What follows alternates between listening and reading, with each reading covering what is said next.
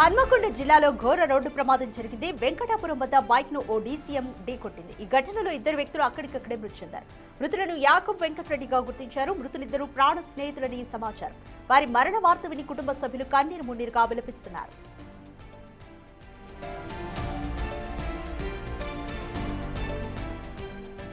More details మా ప్రతినిధి వేణు అందిస్తారు. వేణు, హన్మకొండ జిల్లాలో రోడ్డు ప్రమాదం జరిగింది. బైక్ ను డీసీఎం వాహనం ఢీకొట్టినట్టుగా తెలుస్తుంది. Complete details.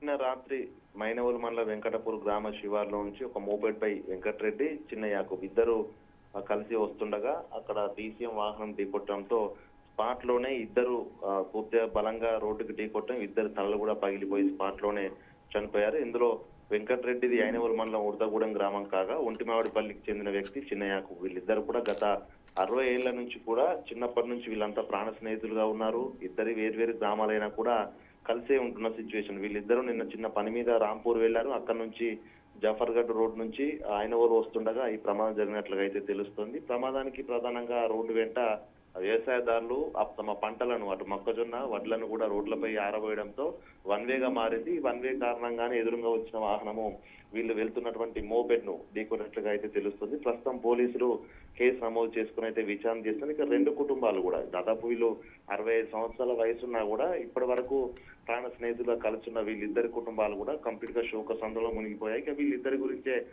రెండు గ్రామాలు కూడా తీవ్రంగా చర్చించుకున్న పరిస్థితి. ప్రాణ స్నేహితులు ఇన్ని రోజులు కలిసే ఉన్నారు, మరణంలోనూ కలిసే చనిపోయారంటూ కూడా కంటతడి పెట్టని వ్యక్తులు లేని ఒక పరిస్థితి అయితే కనిపిస్తోంది. ఇక ఈ ప్రమాదానికి గల ప్రధాన కారణాలు డ్రైవర్ అతివేగమా లేకుంటే రోడ్డుపై రైతన్నలు కూడా ఆ విధంగా ఆరబోస్తున్న పంటల కారణంగా ప్రమాదం జరిగినపై కూడా పూర్తి స్థాయి దర్యాప్తు చేస్తున్నారు.